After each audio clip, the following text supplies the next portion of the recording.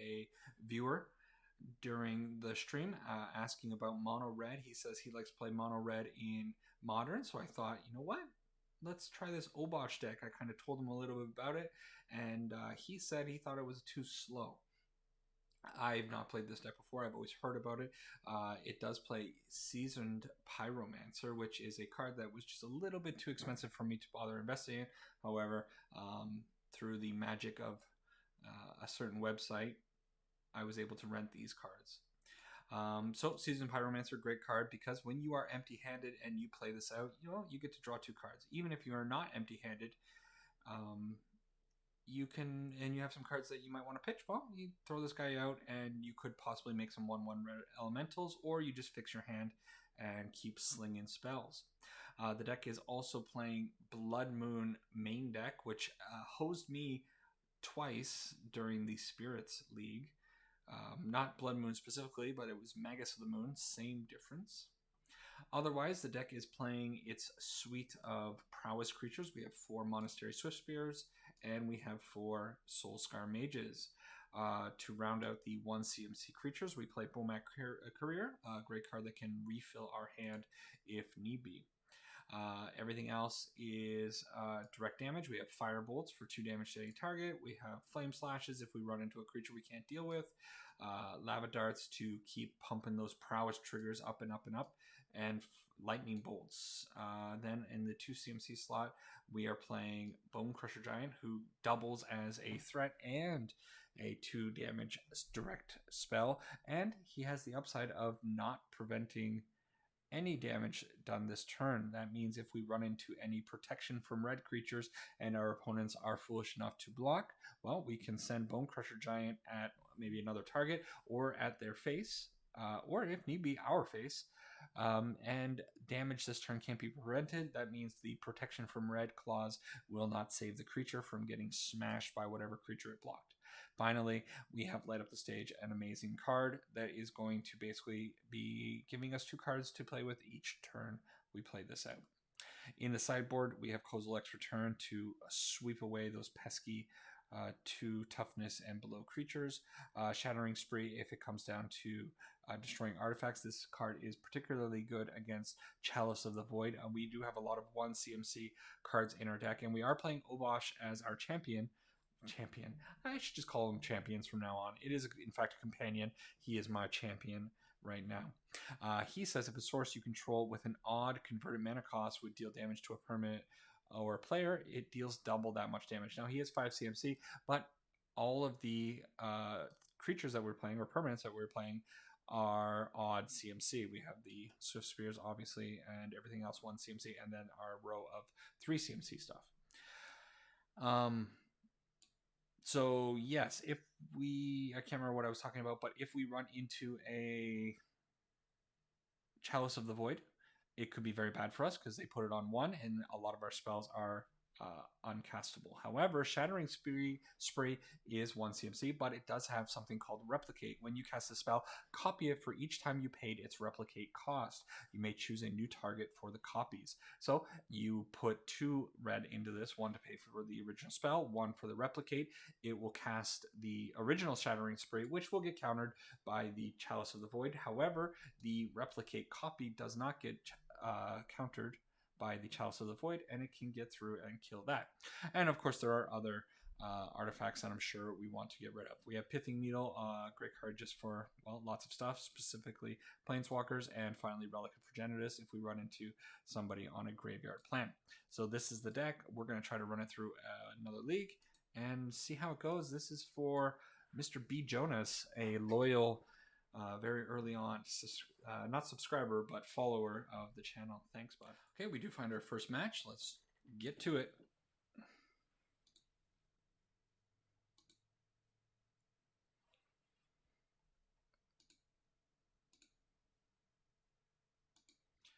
Okay, pretty nice looking opening hand. We're going to have a couple of threats with these Swift Spears, Couriers, and Mages. Not a lot of spells to be flinging, but I'm sure our deck will eventually draw into those cards. I think we definitely have to keep that. Opponent choosing to play first and is mulliganing. I actually haven't even faced this deck online. I heard so much about it early on. The one group that I'm in was talking it up quite a bit.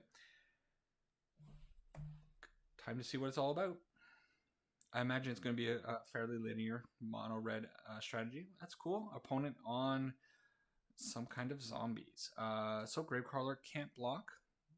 Not bad for us. I think I'll throw out the Soulscar Mage to start and load up for next turn's swing. We did draw another mountain. I don't think I want to see too many more land cards. Probably 0 more. Interesting Blast Zone. I forgot to mention it during the intro. Cool card that can come in and, well, blow up a lot of our opponent's things. Opponent playing out the Dread Wanderer. We find a Blood Moon. Maybe that'll be relevant for turn 3. You know what? Let's just get in with the Bomat Courier and everybody else. Hit him only for 3, but we're lining up for a bigger turn. And if he doesn't do something about this Bomat Courier, it could provide quite the refill on maybe turn 4 or 5 for us. I imagine he does have plenty of direct damage spells, but we're not going to see one this turn. Instead, we get the Messenger. He's going to deal 2 damage to us. Comes in tapped. This guy, pretty annoying because he does have Undying. I don't know how... Yeah. Anyways, we take our lumps, take 4 to the face, and reset. He's on... I wonder if he's on like a mono black. He must not be on a mono black. This must be the Dimir zombie deck that has been looking pretty good. Okay, Let Up Stage. Fantastic card. So I think we have to get going with our prowess creatures. So 2 damage up top. Then we play out a Light Up the Stage Spectacled. And we find a Lava Dart. Well, we're going to keep going down. Do we pick off a creature or not?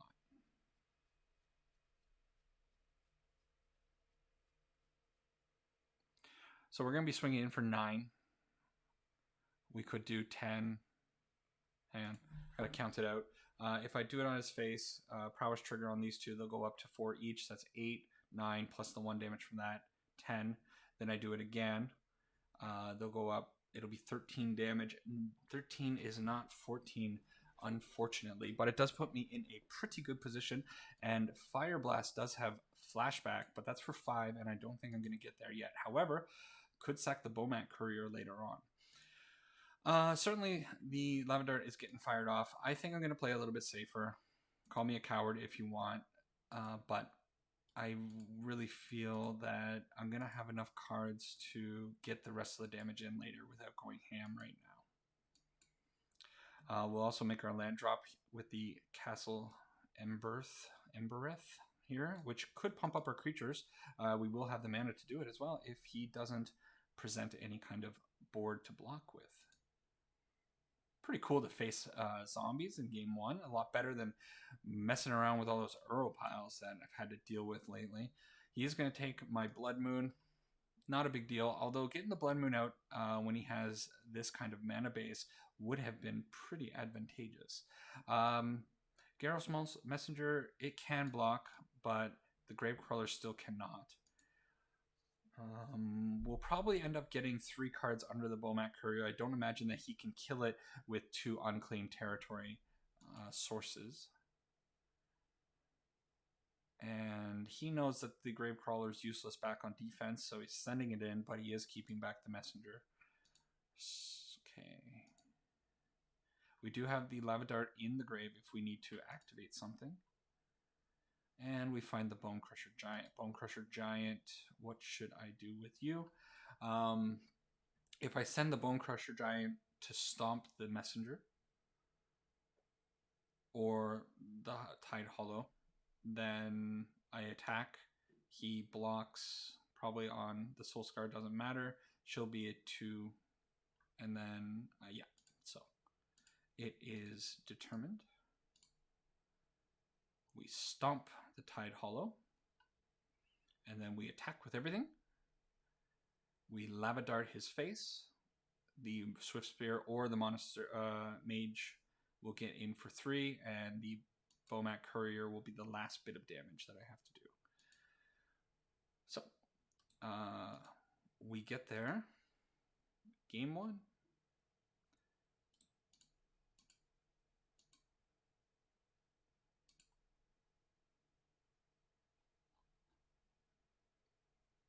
Turn 4 seems plenty fast enough for me. But we did have a good start. Of course, any of these prowess decks, they're going to hinge on their creatures.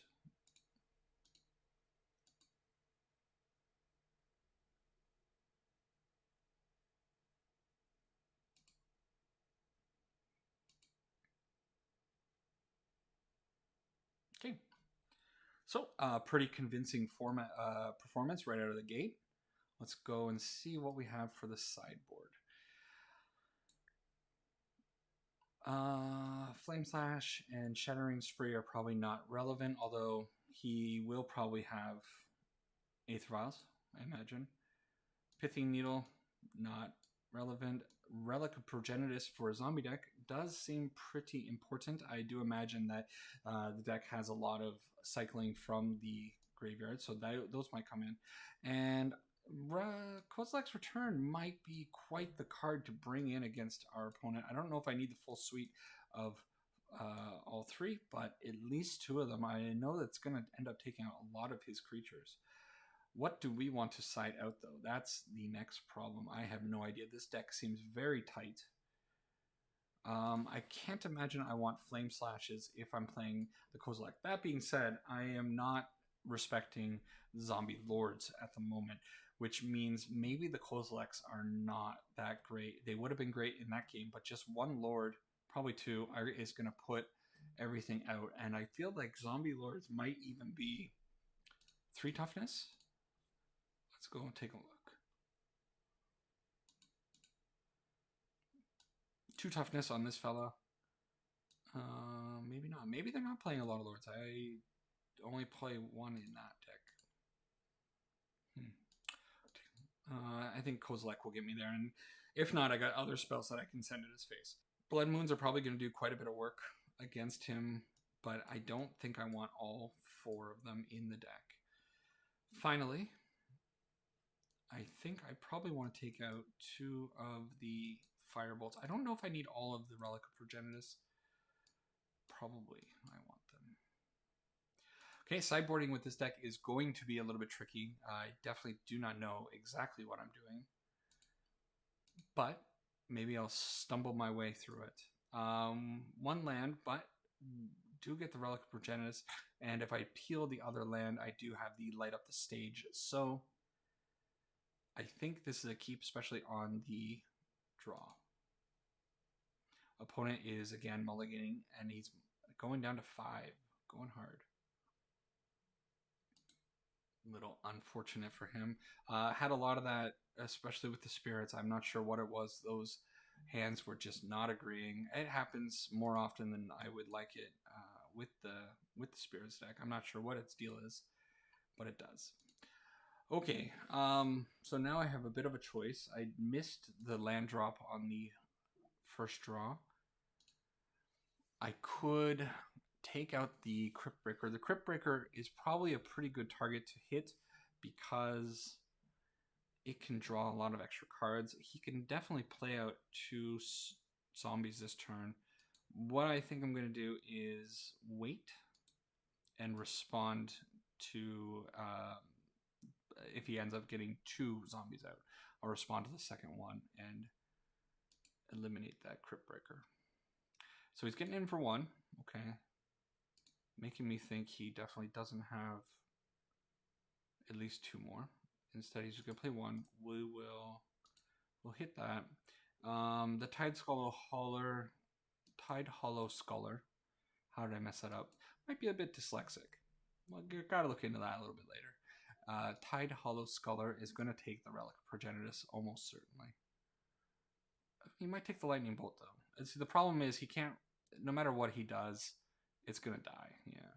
So I do need to draw for the Bone Crusher Giant, which would be huge. I miss.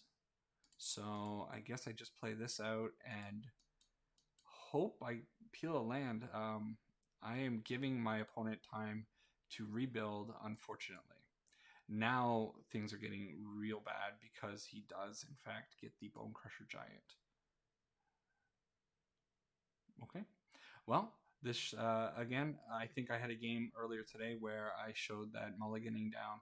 That was the game I went down to 4. I ended up going down, getting a much better hand. Opponent kept 7 and wasn't able to make anything of it. Wow, we draw Swift Spear Tron. Well, we put one out. We could have gotten like super greedy there. Lava darted the face and then lit up the stage with the floated mana. That was not the play though. Hang on. I should make sure to tap this. You can get rid of your marsh flats. No big deal. Okay. Relic of Progenitus, pretty cool card. I'm not sure. There are lots of ways to combat the graveyard in Modern. Some decks play the Relic. Sometimes you see Rest in Peace. There's a 0 CMC one that I'm slipping my mind right now. Okay. So he's going to be drawing cards if that happens. That's not cool. Well, we're giving our opponent all the time in the world to deal with me. Wow. Really unfortunate. I don't know. Probably should have played out another Swift Spear there. Just a little frazzled. I hate... Man, there's very few things that are more tilting than getting mana screwed, I think. Did keep a 1-lander, so I am the only one to be blamed for that, though. Opponent not attacking. He's scared of the 1 mountain I have up. Hey, look at that. More nothing. Deck plays plenty of lands. There's no reason for it to have this much trouble drawing the second. But I'm sure he's going to swing in. Yeah. No blocks. These creatures are going to be much more valuable to me later on if I can figure out something. Okay, so we do find that, and it is a very good land. I could eventually use that to blow up everything. But instead, I think I'm going to wait. So if I throw off the Bone Crusher on his attack, he can't really attack because the prowess creatures are going to go up to 2/3s. I will almost certainly be throwing this off onto... Well, that's unfortunate. Oh, he had them right when he needed them. All right. Well, we're gonna cast Stomp. We got to cast it on one of these scholars, and what's gonna happen is that Stomp that is underneath that scholar is gonna go back to my hand. He's gonna get to draw it, and he gets to draw a card from the very cool Undead Augur. Lose a little bit of life, not a big deal. All right, bye-bye Stomp. You tried your best.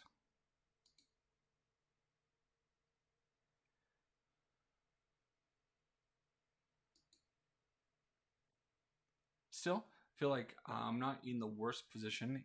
He's gonna attack because he can bring these back, I guess. Hang on, I gotta turn off my auto yield for this. I don't. This attack is a little loose, but he wants to draw cards. I guess it's fine. He is stuck on mana himself. Okay, so you can exile the Tide Hollow, and next turn we'll get one of the Grave Crawlers. We do have the option of cracking the Relic, but I don't think that's what I want to be doing. Still missing on these lands. It's killing me, killing me, killing me, killing me.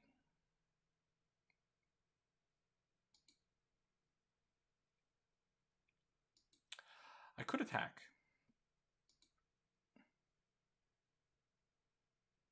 And if I attack, I can lava dart. Of course, I could actually lava dart twice. That still would only result in possibly one thing dying. But maybe the attack is the play here. I have a feeling he'll be too scared to block. And that might give me a chance to light up the stage. I need to do something. Getting so screwed on lands is really killing me. Alright, well, we lava dart. He's gonna draw a couple cards, but I'm gonna get my direct damage spells back. He's gonna take 2 damage either way. But it's likely that he's going to be drawing into the things that he needs. Ooh, turn off auto yields. Oh well. Before combat resolution, I should have hit the relic here. Maybe I should still pop it, actually. You know what? I'm going to exile all cards. We get to draw a card. Get rid of his 2 grave crawlers. Find the Bomat Courier. Fun fact, not a mountain. Yeah.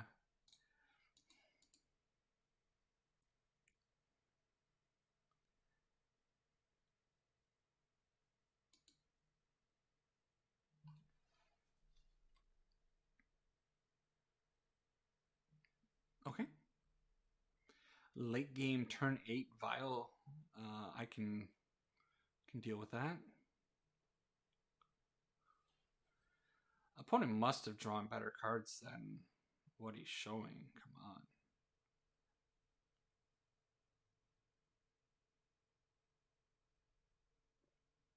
I suspect he's holding maybe a Fatal Push. Hey. That's what I wanted to see. So I think I am still going to stomp this fella. We get a couple of prowess triggers. And then I imagine one of these prowess creatures is going to die. I will attack with the other one, deal 2 damage, play out the mountain, and then light up the stage, hopefully finding a bit more gas. All I really want right now, land.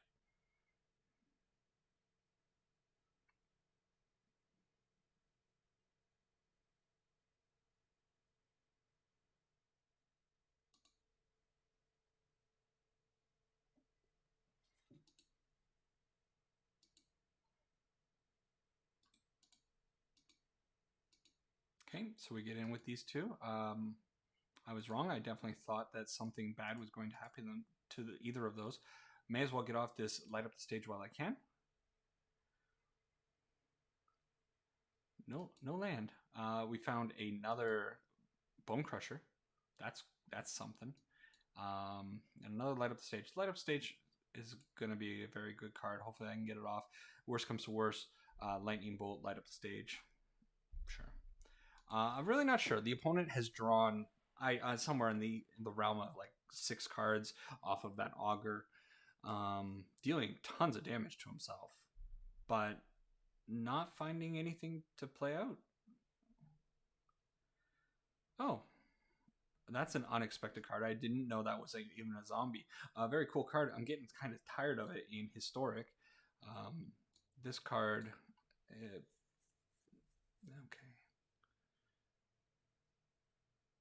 Huh. Well, now he's dead. Unfortunately, the Carrion Feeder cannot block. Yep, right there. Carrion Feeder can't block. I have a Bone Crusher Giant and a Lightning Bolt. He knows I have these. Yeah. So still, 3 plus 3 plus 2 is 8. Yep. Yep. Okay. Well, I've got to figure out which of these is the one. That one. So stomp your face. Okay. Lightning bolt your face. Okay. And that's GG by the looks of it. Misplayed, or I would have won the game. that's an interesting tactic by our opponent. I haven't seen this kind of play yet. No thanks. GG's. He says he misplayed, and he would have won this game if he didn't misplay. I'm not sure what he's talking about, but please concede and go to game 3. I guess that's one approach. Concede, or are you gonna wait 14 minutes? All right. I needed a sandwich. I need a sandwich. That's fine. So,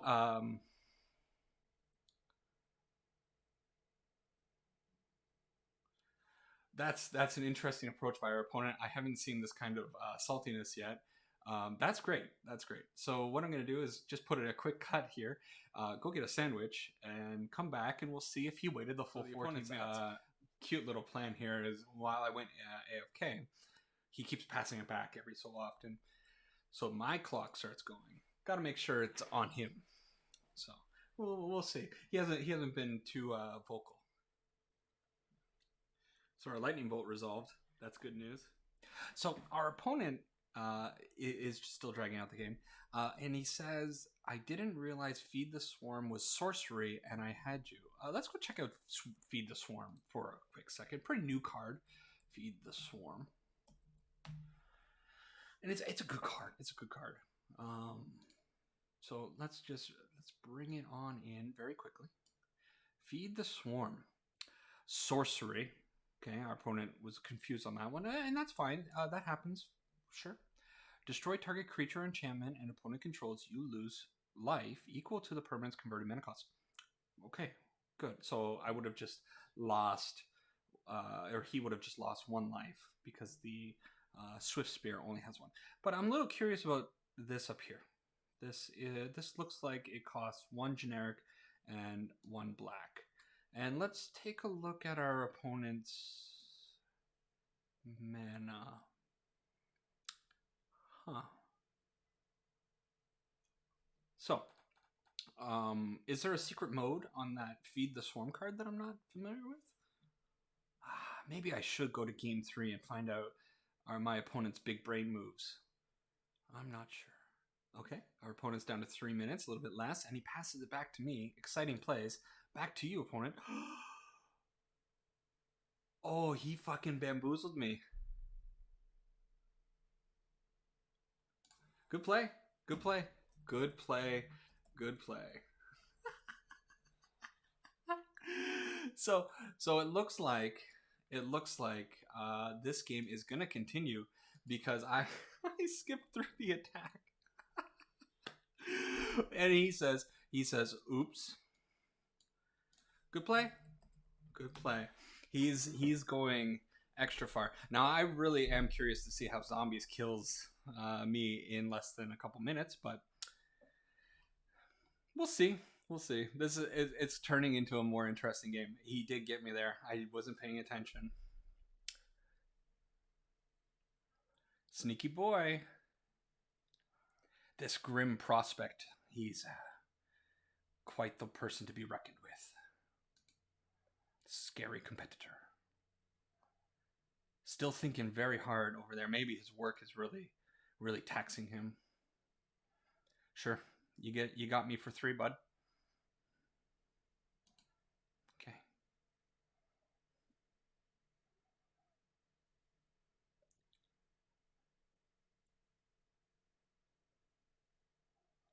Okay. Got the Colossus. Vial.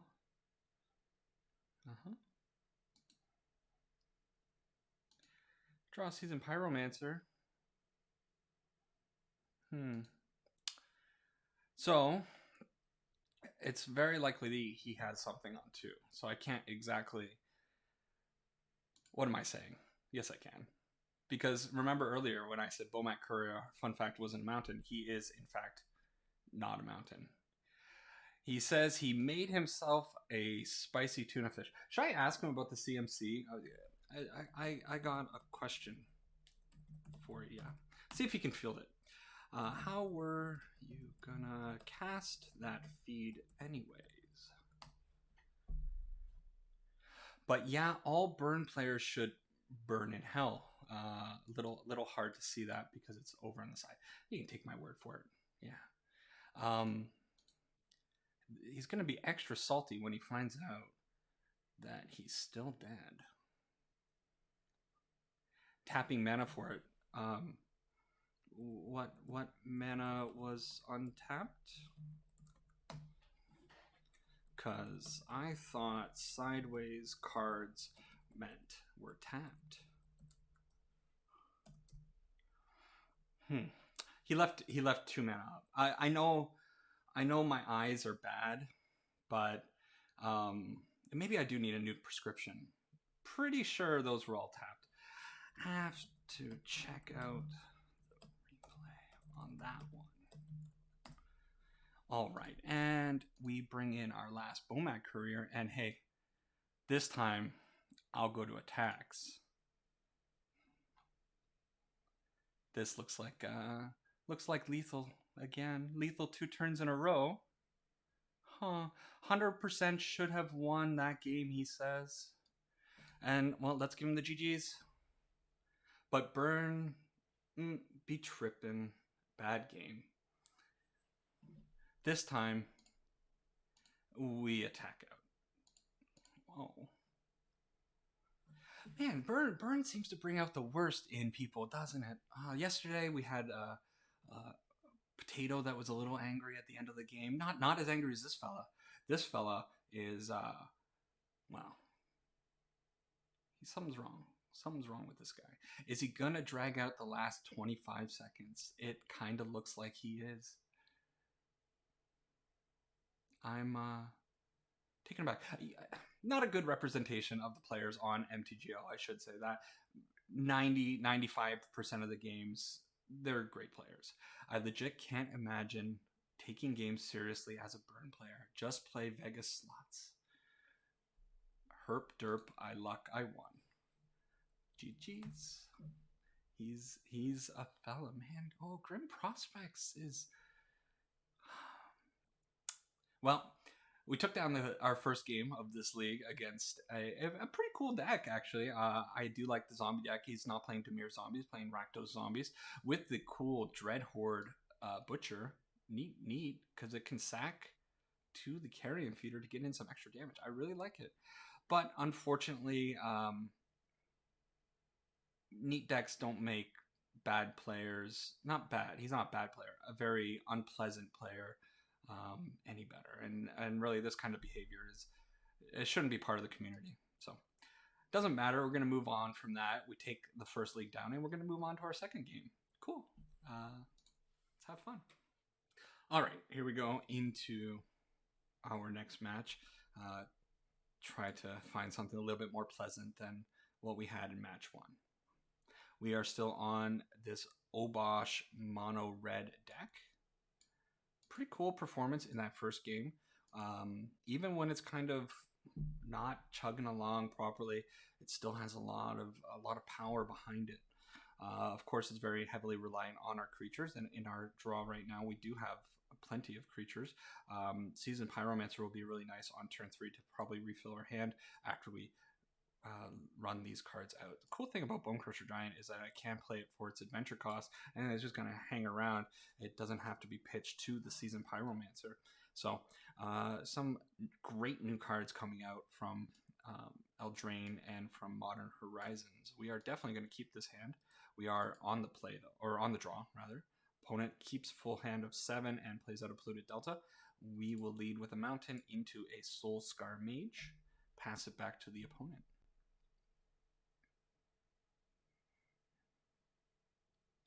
Okay, opponent on... it's not Naya. I can't remember. Sultai? No, Sultai's black. I can never remember the combinations. Oh, it's going to bother me now. I got to figure out what it is. Somebody tell me what this is. All right. So we do have a light up the stage. I think I want to just lead on the Swift Spear. Get in for 2 and then try to resolve this light up the stage.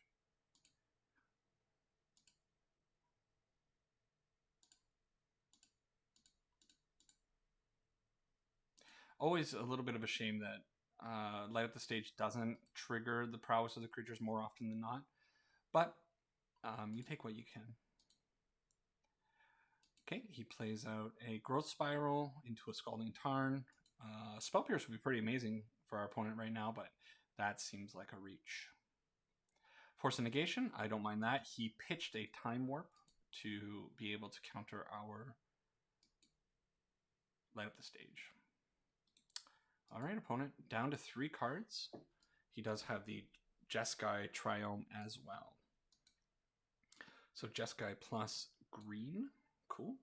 For the Ren and 6. Ren and 6, so Ren and 6 have been giving me problems because I play a lot of decks with X1 creatures. Our Spirits deck, I talked about it earlier, has a ton of X1s. Ren and 6 with his -1, deal 1 damage to a creature is horrible for that. But our prowess creatures, being that they are 1/2s, don't have to deal with that. Okay. So I have a choice, and I have to kind of question what the opponent has in hand. I could attack at the Ren and 6 with the Soulscar Mage and the Monastery Swiftspear. I know that he only has 2 relevant cards in his hand because the other one is a Scalding Tarn. I could kill the Ren and 6 by pumping or tossing the Bone Crusher Giant at his face, getting the prowess triggers on either creature. They'll deal 4 damage to Ren and 6. I also have the choice of just jamming the Blood Moon, also triggering the prowess triggers because it is a non-creature spell, and sending them at the Ren and 6. However, he does have the Scalding Tarn, so I don't think he's going to be that pinched on mana. However, we came here to play Blood Moon, and I think that's the only one. If he has a Remand, that's fine. It sends it back to hand. If he has a mana leak, a little less fine. Still, I feel like this Ren and 6 is going to go down either way, and we'll probably end up resolving a Blood Moon. He certainly has to crack the Scalding Tarn, go get a probably blue source, because everything else will be a red source, no big deal. Or no reason to get a mountain with that. Okay, opponent goes fetching. Certainly gets an island. Anything else? Okay, he doesn't get an island, so he has a Remand or something for this Blood Moon.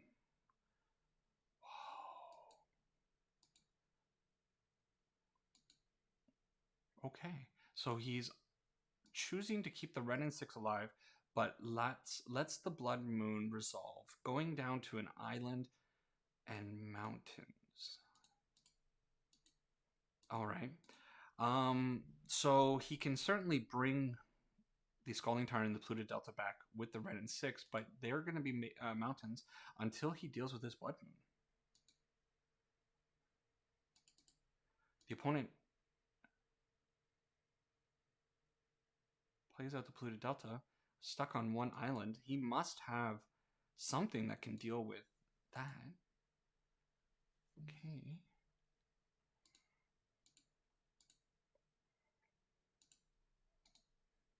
I'd really like to get rid of this Ren and 6.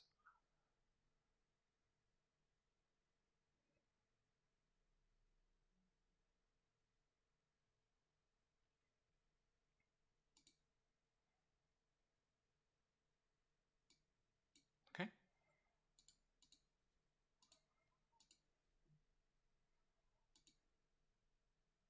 Okay. I think I'm going to just jam the Seasoned Pyromancer, pitching the Lava Dart into the grave. It's still an active card. I'll be able to cast it out, and I should make an Elemental. Yeah. Awesome. Get a Lightning Bolt to hand. I'm not sure. The opponent getting the Hollowed Fountain there seems like something that I would do. So, yeah, definitely a mistake. I'm not sure what the opponent's thought process was there, but it happens. I am definitely one to make plenty of misplays. All right. So, he is on a pile of cards. He didn't seem to be playing Snowlands, but he's probably still playing Uro, because why wouldn't he be playing Uro? I can bring in the Pithing Needles. Usually a pretty good thing to get onto the field against a deck that's going to be playing a bunch of Planeswalkers. I don't imagine Kozilek's important. Flame Slash is probably irrelevant, which is probably the card that I'm going to take out of this deck. Shattering Spree. I doubt he's going to have anything like a Chalice of the Void that I'd have to be worried about. He's not going to be playing Ensnaring Bridge. Relic of Progenitus, not going to be relevant. So we're going to take in at least 2 of these, probably all 3. I probably want all 3. Take out a Firebolt. Firebolt, in my opinion, seems to be one of the weaker cards in this deck. Plus, I don't like the guy's hair. I don't know what's going on with that curl. Get a haircut. All right. So we'll try it like this. So far, not bad. That Blood Moon. I haven't played a Blood Moon deck in Modern in a very long time. I know it's one of those cards that is so hot right now. Just forcing opponents to do the awkward things all the time and blowing people out because people have such greedy mana bases. Even in my Spirits deck, Azorius, it's just 2 colors. We only play 4 basics. Super greedy. Just asking to get blown out by an opponent doing that. Playing out the Blood Moon. Now, I could probably play out the Pithing Needle, name Renin 6. It seems like an okay play to me. I could also play out the Soulscar Mage, get a little bit of pressure onto the field.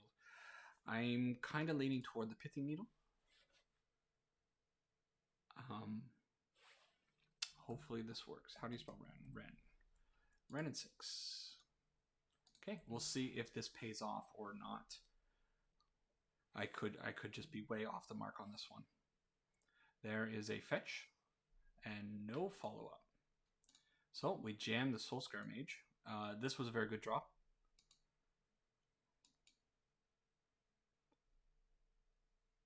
Okay. Pass it on back to the opponent. Probably grabbing a Triome. Triomes. Super cool cards. I've been saying it for a couple of days now because I've been running into them a lot more. Pretty neat. But easily punished by a Blood Moon. Instead, he's going to Growth Spiral.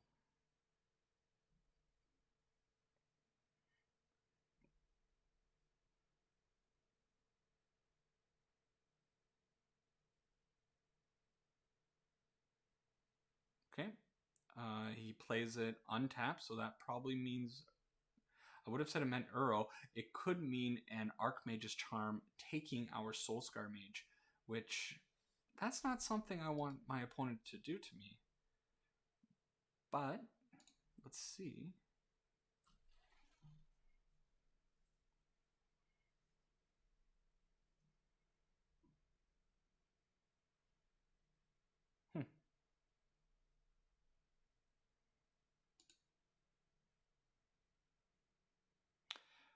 If he does have Archmage's Charm, he might just be looking to put 2 cards in his hand. In which case, I think I probably want to try jamming the Seasoned Pyromancer, pitching the Lava Dart in the Mountain. But that might not work out. I don't know if I want to play into open mana like that.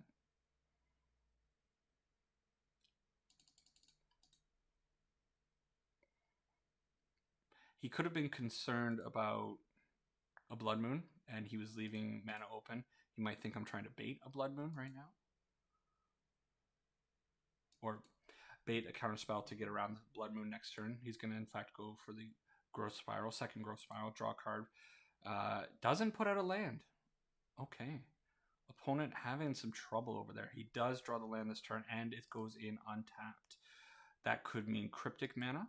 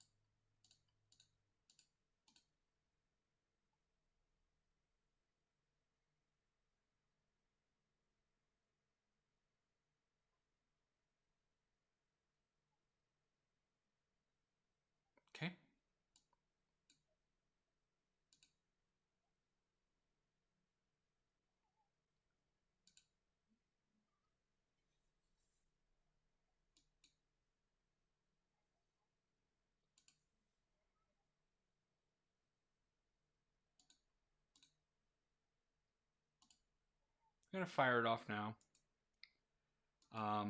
It does have buyback possibly next turn. Flashback, not buyback.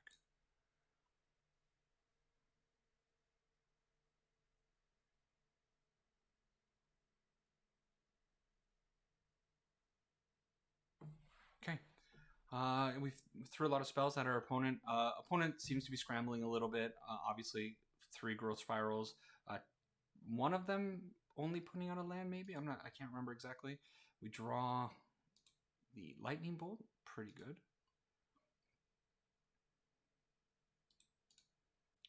Okay, let's see. He's got to deal with both of these creatures. Even if the elemental gets in, it's a problem for him.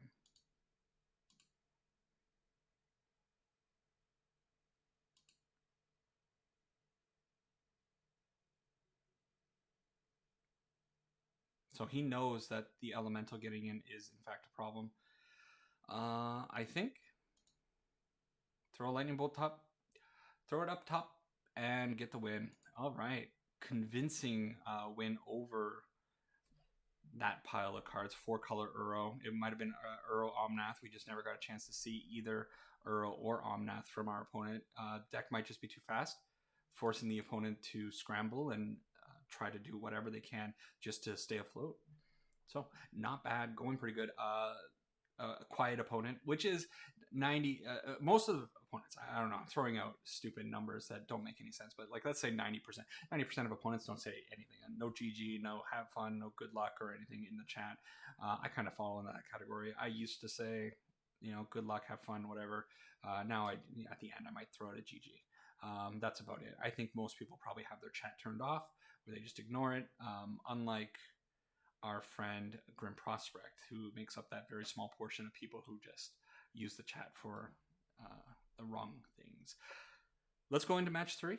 We are up 2 games, doing a lot better than we did earlier on stream. Okay, playing some Obosh Prowess, mono red, playing the Blood Moons. Cool hand, not really keepable because of the 1 mountain, so we'll throw it back. And we find something that is a little bit better. I think I will keep that, throw away Soulscar Mage, and lead on the other Soulscar Mage that remained in hand. Yeah. All right. Maybe we get down this Blood Moon on turn 3 and really put our opponent into a tricky spot. He is mulliganing down to 6. Maybe he will go down to 5. I'm not sure yet. Okay, looks like he keeps 6. That's fine.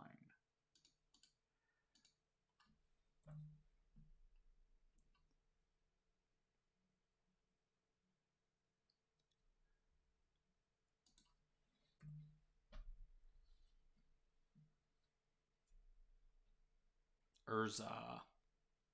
Oh, baby, I really want... Okay, so it's possible that he's going to get the turn 3 Tron. We missed on our second land. Big problem. Or third land, rather. I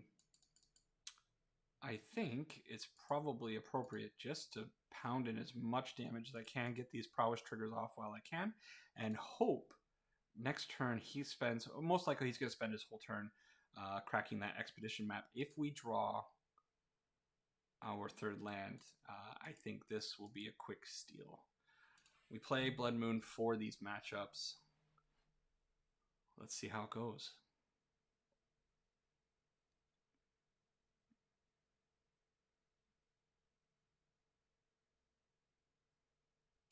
So there's the mine. He has the second piece of the puzzle when it comes to Tron.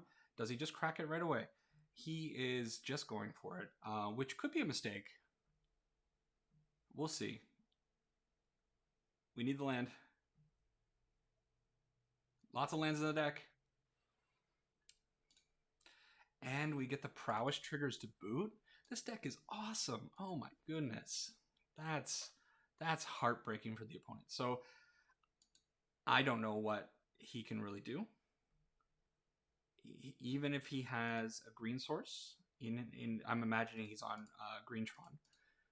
Even if he has a green source, what can he get? They're not going to play main board enchantment destruction most of the time. It's going to take him forever to get up to a Karn to take that out. We have a Lava Dart that's going to get 2 triggers off prowess. We're going.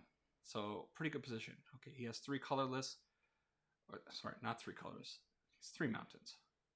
There's the Chromatic Sphere. So he can get any color now.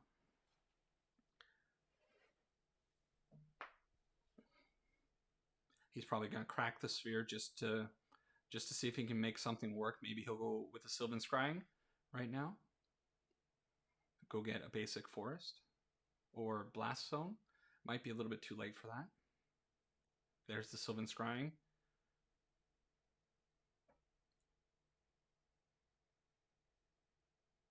So he gets another tower. He is confident that he can jam these towers and win. I think any spell will result in a win for us. That is the definition of any spell. So here's a turn 4 victory. Yeah. Opponent knows what's happening. Out of curiosity, what were the 2 cards going to be? Bomat Couriers. Still, we would have gotten... Yeah, we had it. We had it. The math was there, I'm sure. Okay. Against Tron, I don't necessarily care about these Flame Slashes again. Flame Slash mainboard, I'm not sure. This is a deck that I just took from the internet. I haven't played around with it whatsoever. I don't know. It's just the stock list. But it does have Flame Slash in the main board. I'm sure it's to deal with something. Maybe Druids? The Dryad of the Elysian Grove, maybe? Shattering Spree seems okay in this matchup, but I don't know if it's even necessary. It might be too slow. Pithing Needle might also be quite a good card. Pithing Needle naming Expedition Map or Karn or Ugin. Any of those could be pretty great. Relic we don't care about. Kozilek we don't care about. It's kind of just between these 6 cards. So certainly I don't like these. What else don't I like in my deck? Blood Moon's staying in. Blood Moon is definitely staying in.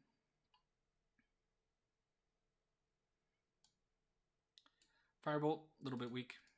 Firebolt seemed, like I said, I think I said it last time, definitely the card that I feel like I can sub out the most often. I don't know if I want the Shattering Sprees.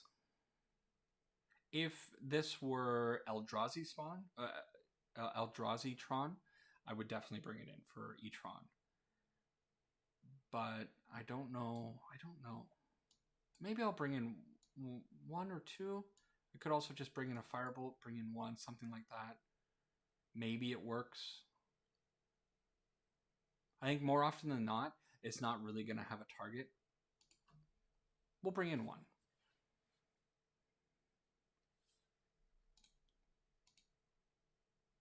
Okay, so we have the Pithing Needle. Turn 1 Pithing Needle on Expedition Map could be as big a blowout as playing the turn 3 Blood Moon. Opponent down to 6. Our hand is very competent. If he leads on Expedition Map, I turn 1 Pithing Needle. If he doesn't lead on Expedition Map, I turn 1 Monastery Swift Spear.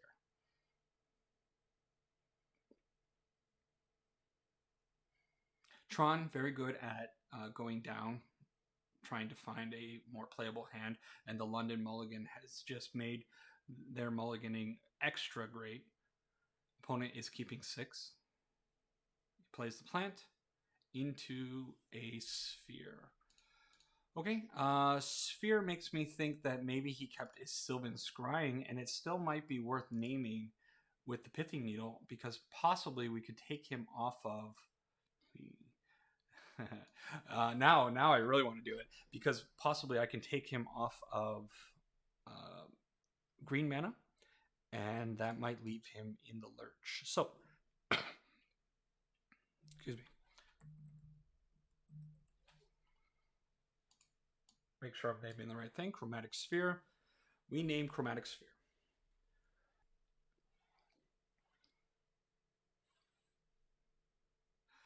He did have the green mana.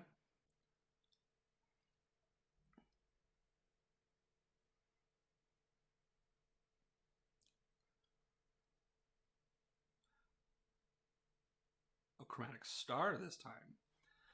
Yeah, of course, the Tron deck plays a whole bunch of cantrippy artifacts like Chromatic Sphere and Chromatic Star. That's what kind of the deck is made of. Now I got a bit of a choice. 100% I'm playing out the Monastery Swift Spear. My next choice is, do I want to just attack, then light up the stage, or do I want to Lightning Bolt and attack with the Swift Spear? The problem with the light up the stage plan is that I'll have 2 cards that I probably can't play out, and next turn I really want to jam this moon. So I think we just go up top with the Lightning Bolt, get in for 5 total this turn. Yeah. Now this Blood Moon is going to be quite a bit less effective because our opponent already found his green source.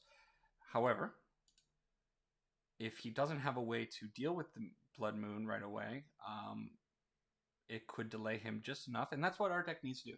Just delay just a little bit so that we can get in with our creatures and end the game by about turn 5, I guess, at most. Probably this one's definitely going to go a little bit later because I was slow on turn 1. I still think this was an okay name. So our friend over there has another Ancient Stirring. I'm having a little trouble myself. He finds the Expedition map. Does he have a land for it? So he can play it out with the forest. I'm wondering if he has another land.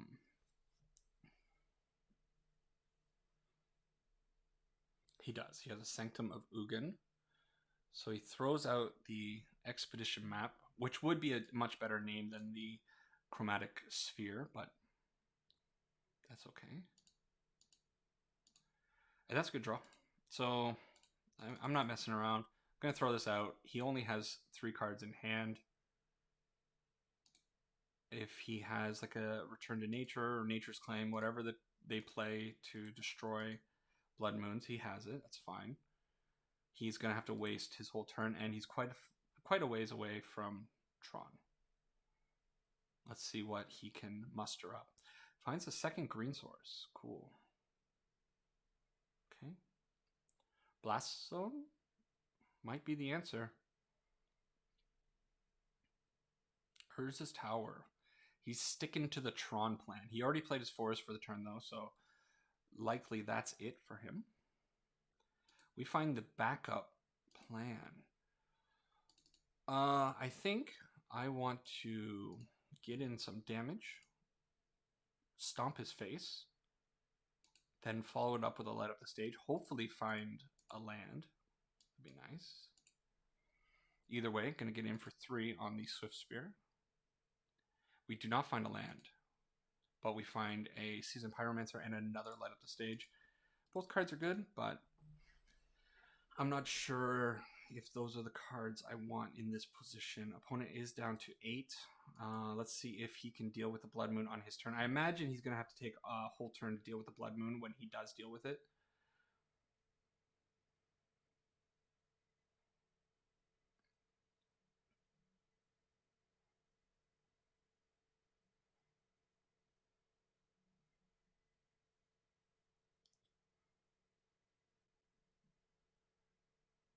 Opponent thinking this one through. He looked like he was playing that one at a pretty quick pace, but something changed.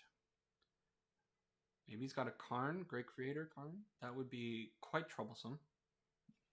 There it is.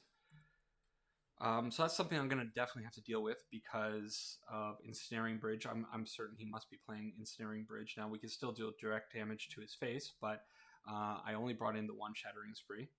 So, yeah.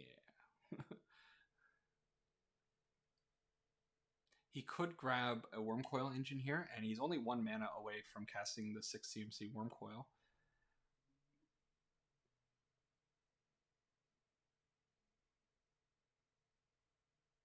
Which Wormcoil would be quite the beating for us. I'm not sure I can even get over that. In which case, good show on the opponent. Instead, he decides to get a Trinisphere. I don't know if I care about that. Let's see what we draw. We need a good draw, though. That's a good draw. Very good draw. So I can deal 1 damage here.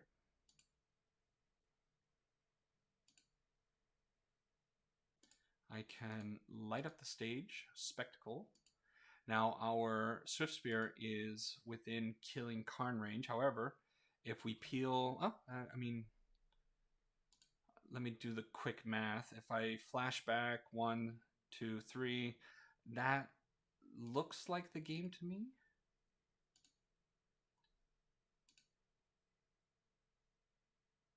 I guess it... Okay, he scoops it up. Yeah, we got there. We found enough direct damage. Trinisphere, interesting card. It would really be a beating for us if we were a little bit lower on mana or if it was a little bit earlier in the game, but he was so far behind, I'm not sure that was the right thing to grab. But really, what else could he have done? Anyways, cool. Great performance. 2 zeros across the board. Great performance so far. Let's go into our next match. All right, we found our opponent for our fourth match, rather.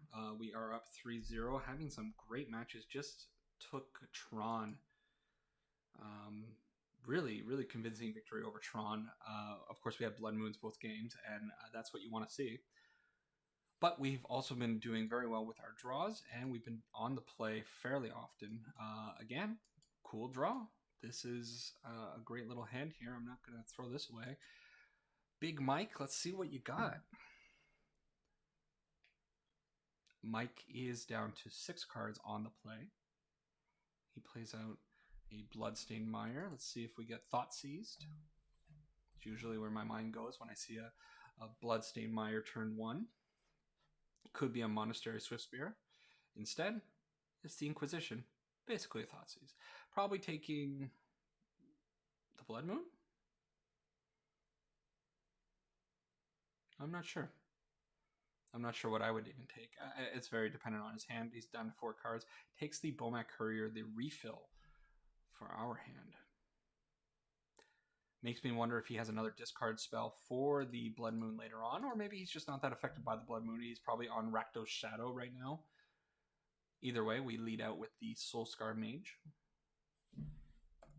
Cool thing about the mono red deck that I am playing is we don't do a lot of self-damage.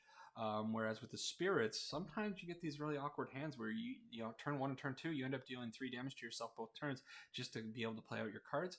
And, you know, it leaves you in a very vulnerable spot, down to 14 life already for these Death Shadow decks that can then play out a Scourge of the Skyclaves on turn 2 or turn 3. That's like a 6-6 or a 7-7.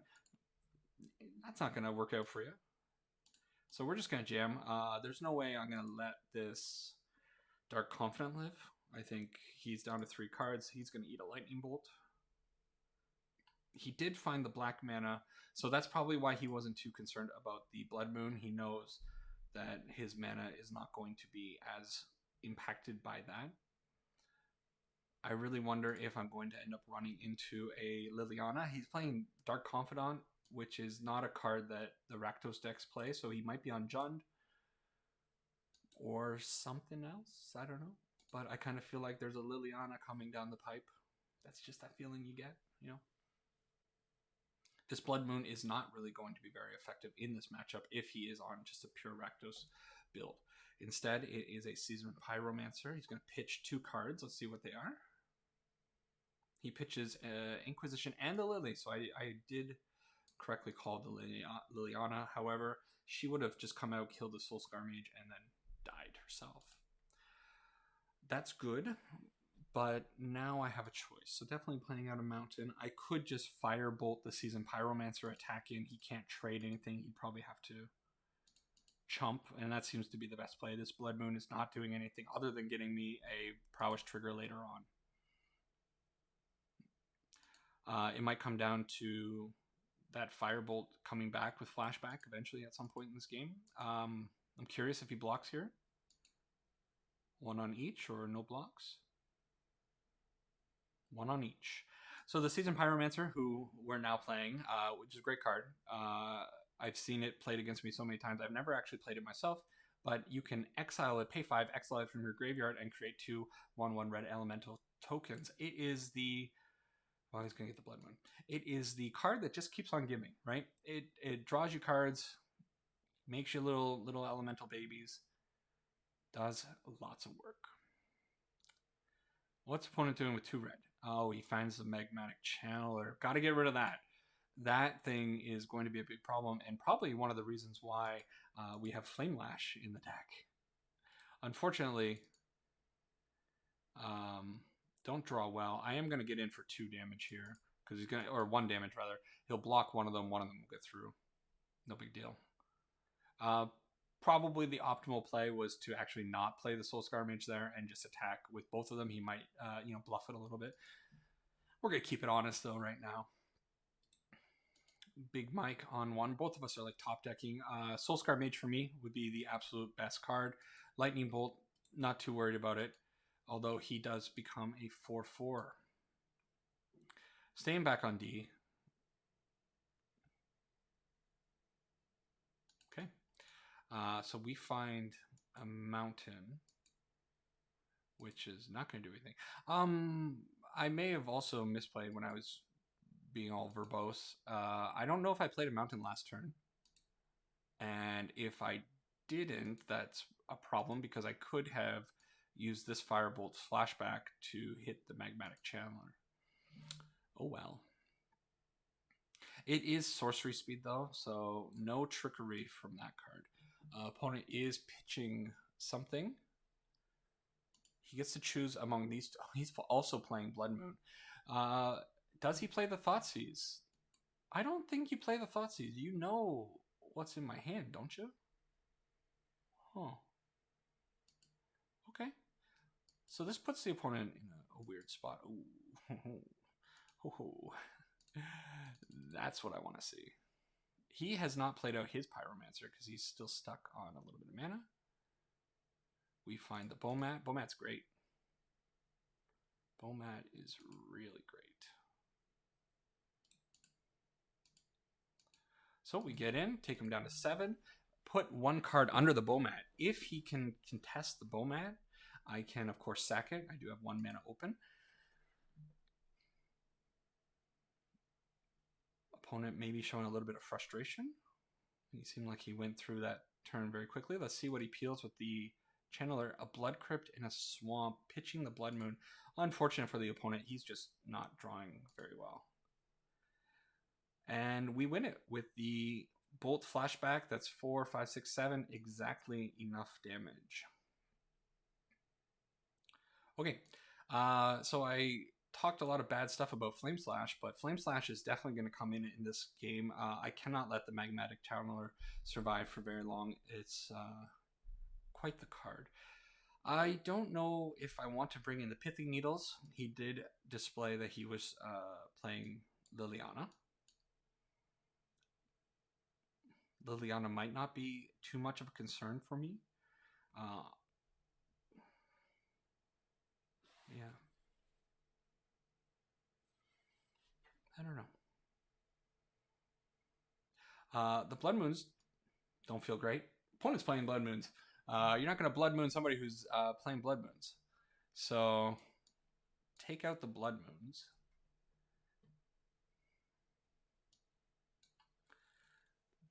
Do I bring in maybe 1 Kozilek's Return, 1, 2 Pithing Needles, something like that?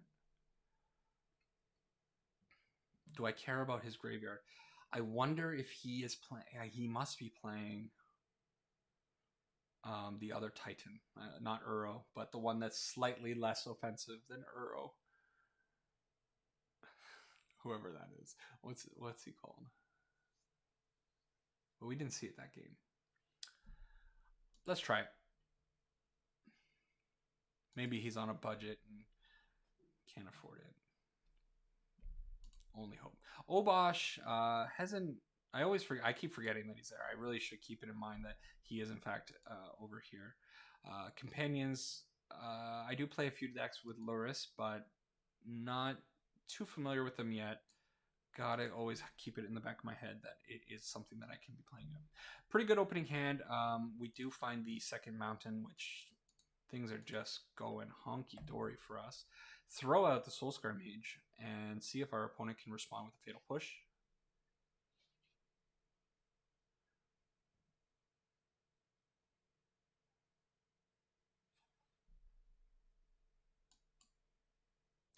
Called it. The form I feel like the format's pretty predictable. Um, Everybody seems to know what everybody's doing. Not all cases, of course, but that's kind of how it's feeling these days. Well, I guess my pithing needle is going to be naming Magmatic Channeler because I don't have a Flame Lash for him yet. Maybe that's not great because of Liliana, but gotta stop this. This card can just do so many nasty things. Can really fix a poor hand very quickly. But actually, in the last game, we saw it kind of floundered a bit. So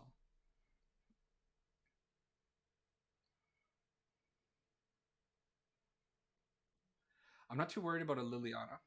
Oh, ooh, opponent playing Angrath's Rampage. Awesome. So he gets us. Now my hope is Flame Slash. I think I only brought in one Pithing Needle. Two Pithing Needles. Okay. I could throw two cards at it. I could throw the Firebolt and the Bone Crusher Giant, which is maybe not the worst thing. I really think that this card is going to be the one that allows him to come back into this. We do have two Seasoned Pyromancers. Yeah, we're going to go for it. It doesn't feel good to throw two cards at that, but two Seasoned Pyromancers, of course, one of which will get discarded to the other one. Probably. Not always, but maybe. Okay. We'll see if that was the right play in a little bit. Liliana would be annoying now. Last turn it wouldn't have been too bad, but now it would be pretty bad. Okay. So we throw out our first Seasoned Pyromancer. I think we get rid of these two. Okay. All right. Things are going well. Probably removal spell. Yeah. Two cards in hand for our opponent. Down to 15. Still plenty of life left in him. And he's one good draw away from really hurting me. Liliana a little bit less effective now that I have the elementals out onto the board. And next turn probably I can get in and light up the stage, but who knows? He knows the value of this Magmatic Channeler as much as I do.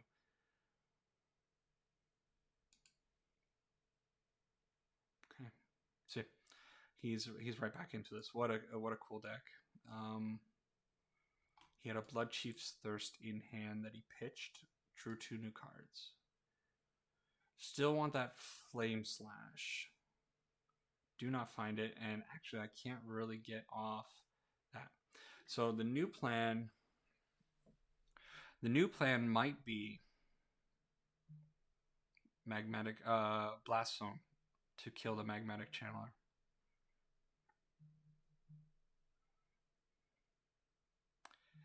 If that's the case, I need to bump it up.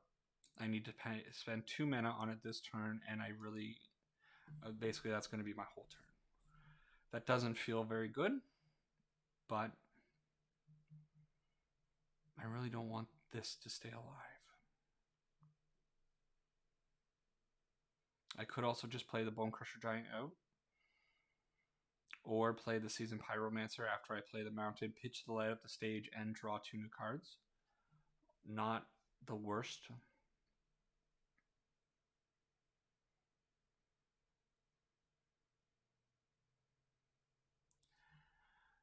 I don't know. I have Firebolts in the graveyard. That's not going to be relevant. I have the Seasoned Pyromancer that I could bring out a little bit later. Not relevant right now.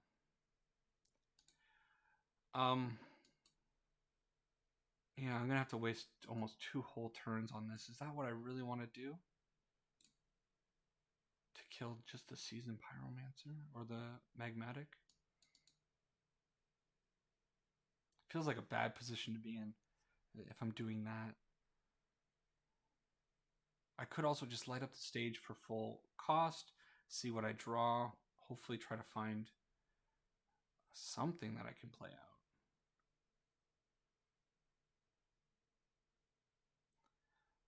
out. I'm gonna go with the Blast Zone plan. I don't know about it. I'm gonna go with it. Let's see. The light up the stage plan might have been better since I could maybe have drawn into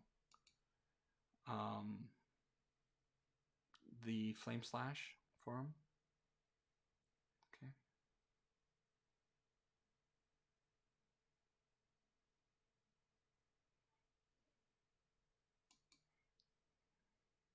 Ouch. All right.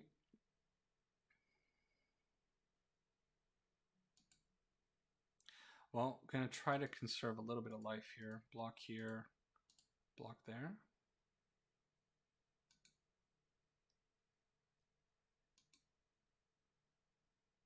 I guess I could have exiled him and actually killed the Seasoned Pyromancer, actually.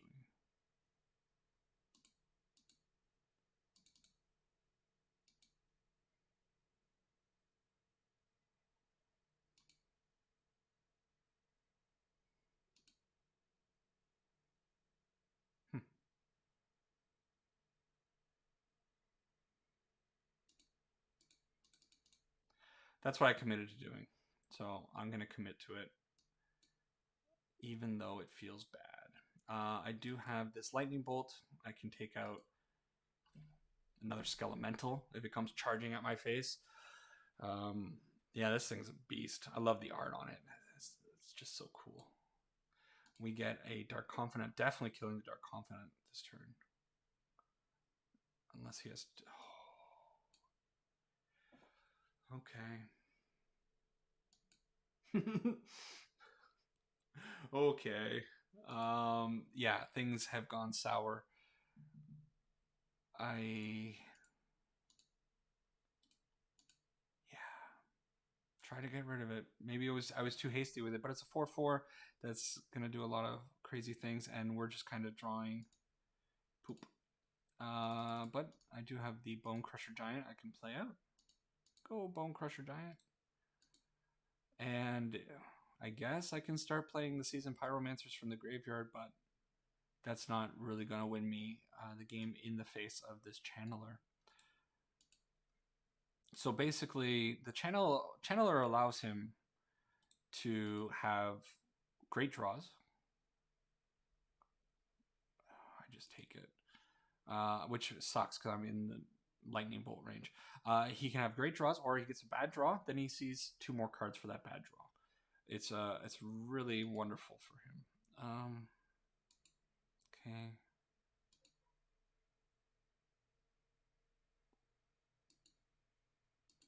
Not finding these Flame Slashes, which kind of hurting.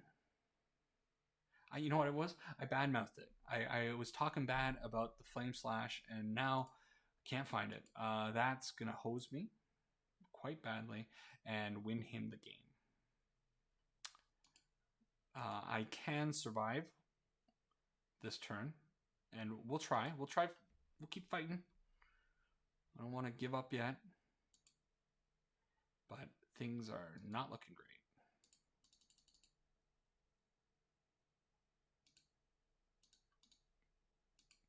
Only going to block 1 because I want to kill the Liliana. No. So with these kinds of draws, that's kind of just where we're at. We could have delayed a little bit more, but no. I mean, we're so far away. Okay, so the Relic of Progenitus is another one that I didn't think was relevant until that second game. The Rebirth was pretty nasty, and the fact that the Magmatic Channelers get +3/+1 if the graveyard has a certain number of instants or sorceries in it. I can't remember if it's 5 or 6, something like that. So these might actually be worth bringing in. Now, I don't think I want to bring in all of them, and I'm not sure if I would have drawn the Kozilek, I don't think it would have really impacted the game very much. So I don't know if I really want that in here.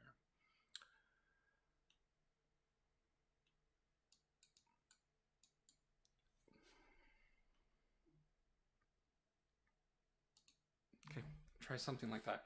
The Pithing Needle really would have gone a long way in that game.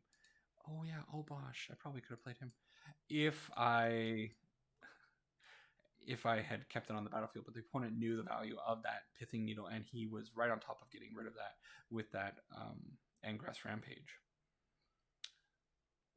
Yeah, Obosh. I should have brought Obosh back. See, that was a game where I kind of forgot. I need a big sticker on the top of my computer monitor that says, "Don't forget Obosh." Might have the push again. Nope, he has the Inquisition. Almost certainly taking the Seasoned Pyromancer. By far the best card in the hand right now. Without it, don't have much. Unbelievable. But what that kind of tells me is that next turn he has another Inquisition, or he has a Thoughtseize. So we'll play out the Relic. This will hopefully keep the Magmatic Channeler in control. I may as well fling off this Lava Dart. Let's tickle him for one. Make our Soul Scar a 3/4.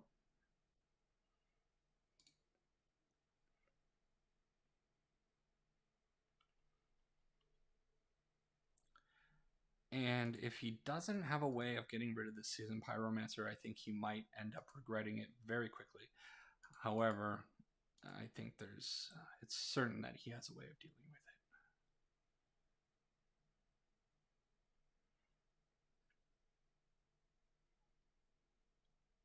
it. Okay. So there is the second Inquisition that I was talking about. Hopefully, we run into the wonderful Thoughtseize bug, and the deck draws me a second Seasoned Pyromancer.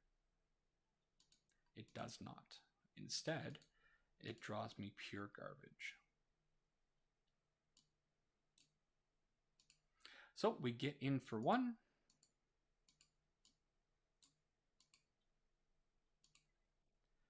And see how things unravel for us. Probably pretty poorly. Having those two disruptions was key for him. Which is the big benefit of playing Rakdos, or mixing black in with a lot of your things. Jund for years doing those kinds of things.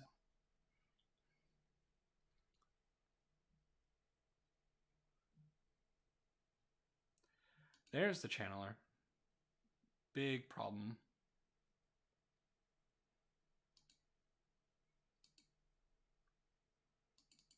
Okay. Let's eat your land. So he can't block with the Soul Scar. He can't, just simply because I have the Lava Dart in the graveyard. If he blocks, it's quite the mistake by him. I honestly think. Oh, that was a misplay by me. I was stupid. Now I'm embarrassed. I don't want to do it. When he didn't block there, what I should have done is I should have cast the Stomp, cast the Lava Dart, killed the Magmatic Channeler, and gotten in for 2 extra damage. Now I got red on my face, and I don't know if I want to do it. But I think I absolutely have to. Oh my god, that feels so bad. I'd also be giving up a mountain to do it, and I don't know, is this Magmatic Channeler that impactful? I'm gonna let him do it once. Now that I'm kind of thinking about it a little bit more, maybe it's not that bad. It's still pretty early in the game. Okay. So now that he does that, I absolutely have to do something. Now, do I send this at the Channeler, or do I send this at the... Now I send it at the Channeler. Yeah.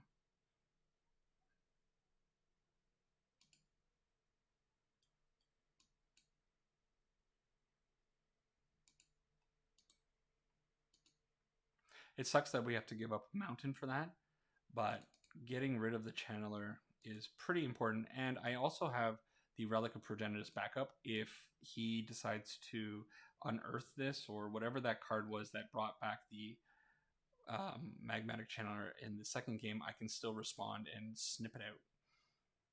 Now, opponent stuck on 2 lands.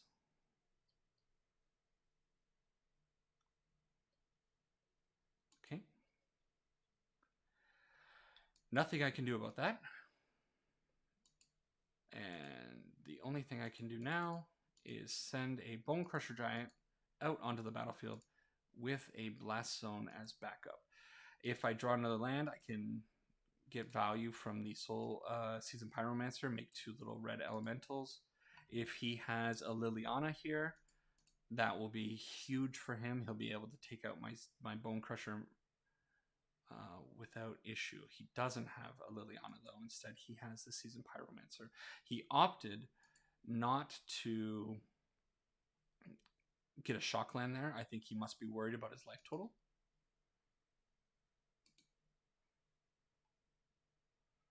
And there's the Kroxa. So I was right that Kroxa is, in fact, in the deck. And I wonder if it's right for me to pop the Relic now. Kroxa needs 5 cards to escape, 5 other cards. He currently has 4 in the graveyard.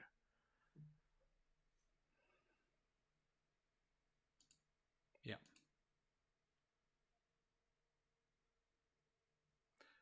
Found the Flame Slash.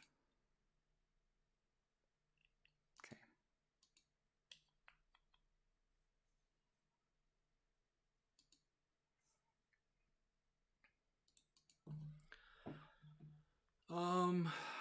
Still a bit of a tricky situation. If I attack all in, he can trade the Season Pyromancer with the Bone Crusher. I don't know if I like that.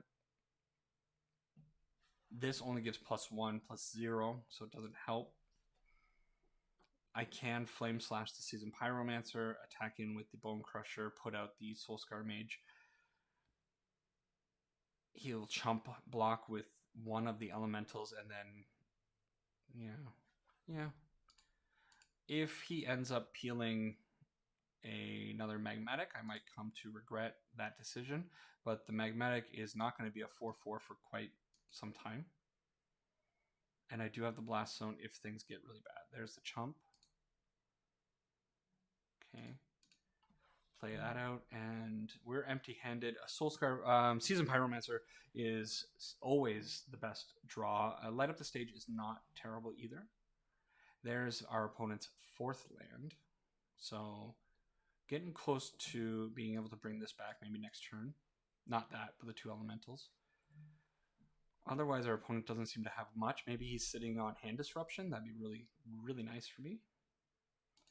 Another Soulscar Mage. Not great, but there are definitely worse cards to be drawing. Chump block again. Yeah. Okay. The way he's playing this out makes me think that the 2 cards in hand are kind of, they're dead cards. They could also be Liliana. Okay. Fatal Push. Very nice draw for our opponent. We're both playing off the top of our decks though. He's a few cards deeper than I am in my deck. I will be able to maybe start getting some value out of this castle next turn.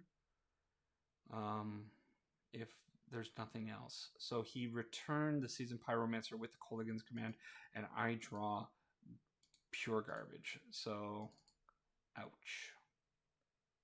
Yeah, this game might slip away from me if him drawing the Kolaghan's Command, like 3 for 1, and me drawing a mountain is devastating. That's probably the turn that shifted this game way out of my control.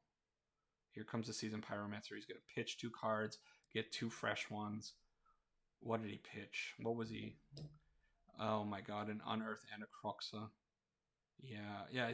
I mean, he's running hot, and we're lukewarm at this point.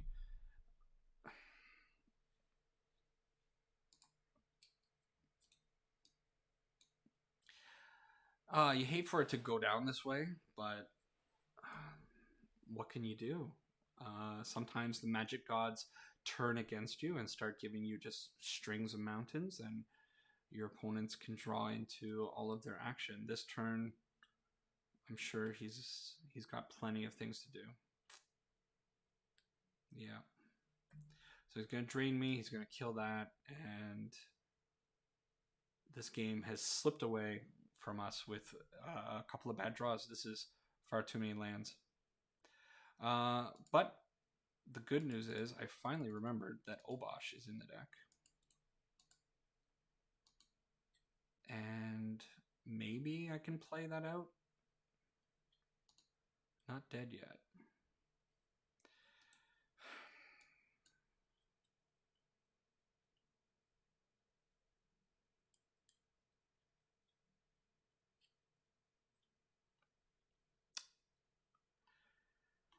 He also drew Feed the Swarm. So opponent is just drawing all action, and we are sitting here with our thumbs up our mountains. All right. Opponent, GG. Yeah, that game went real south on us. I think we probably would have had a pretty good chance in that match to do a lot better, but the cards just didn't agree. And of course, he's playing Rakdos, so he's got a lot of disruption, a lot of things that can deal with us and throw us off our game. And then when you draw a string of mountains like we did near the end, not a whole lot you can do about it. Oh well. Anyways, this league is going pretty well. A lot better than some of the leagues that I was playing earlier today. If you want to see more of this, head on over to Twitch. Stream during the week, sure. And then, of course, you're probably already watching this on YouTube because that's where this is going. Check out more videos. Why not? So let's get into our fifth and final match. We are on the draw with Obosh Prowess. Pretty good opening hand. Bomat Courier last game would have been quite valuable to have maybe chewed through some of those mountain drops or mountain draws. Let's see what our opponent's on.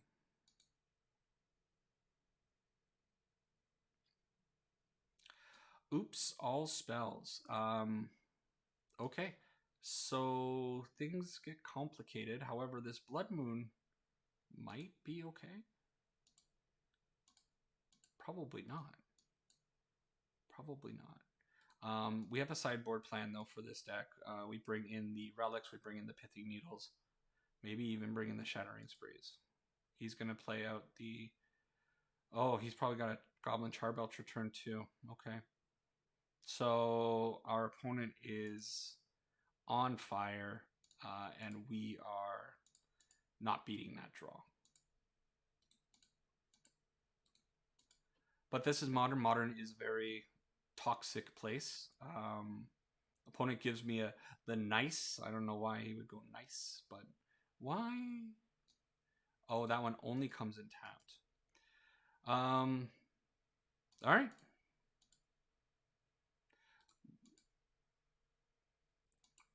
I haven't done the math yet.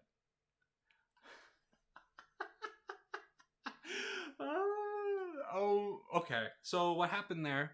Of course, we flooded out with our army of Swift Spears. Our opponent, unfortunately, needs 3 mana to activate the Goblin Charbelcher. When he activates the Goblin Charbelcher, he kills us.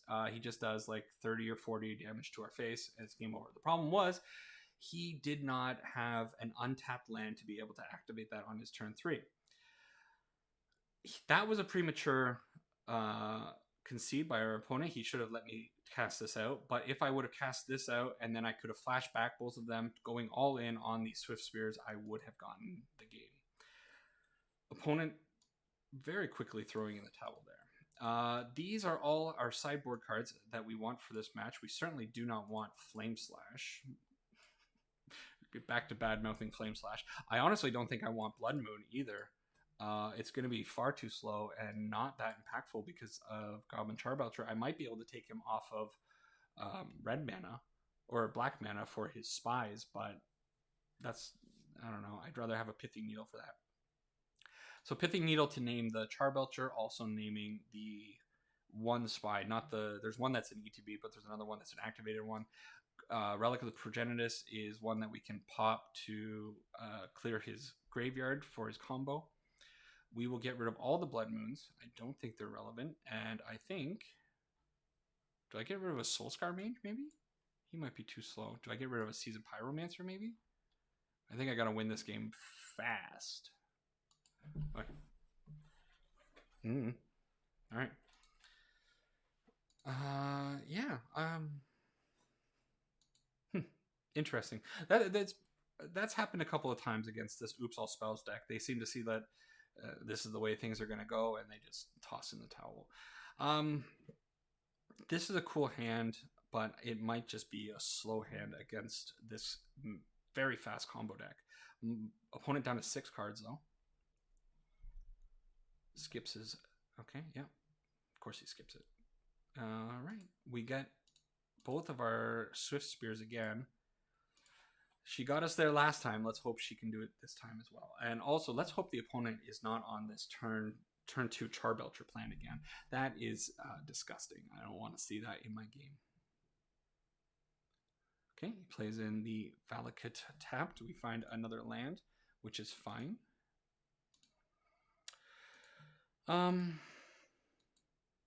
Damage time. That's all this deck knows how to do. That's what we do. Next turn, we'll be able to Lightning Bolt, light up the stage, maybe find another card, and he looks slow. He's able to Lightning Bolt away one of the Swift Spears. Very good for him. We could be dead next turn. So I think I have to do this.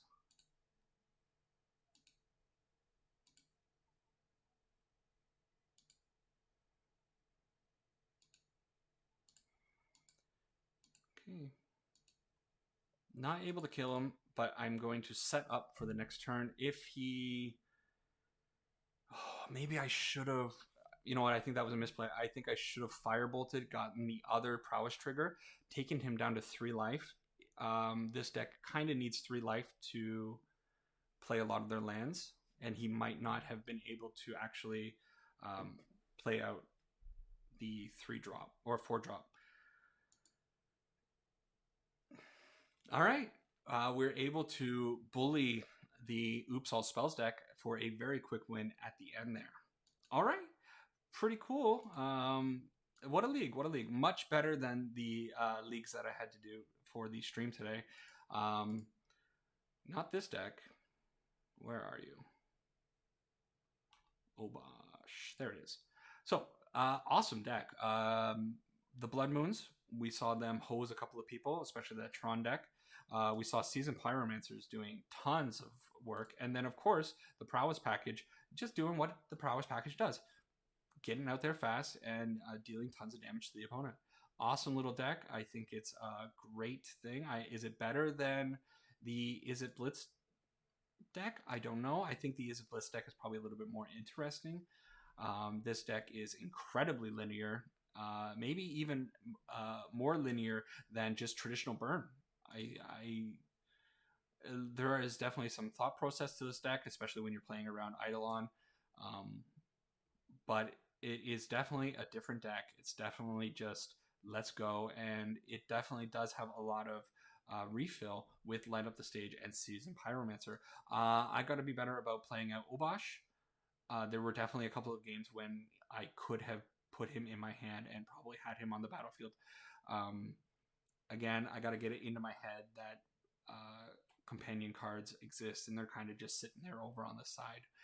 But he is a 5 CMC companion in a deck that just wants to run over the opponent as quickly as possible. Awesome. I definitely think I'm going to play this deck through a few more leagues going forward in the future. But for now, that's everything. Thanks for watching this one. Everybody have a great day. Take care.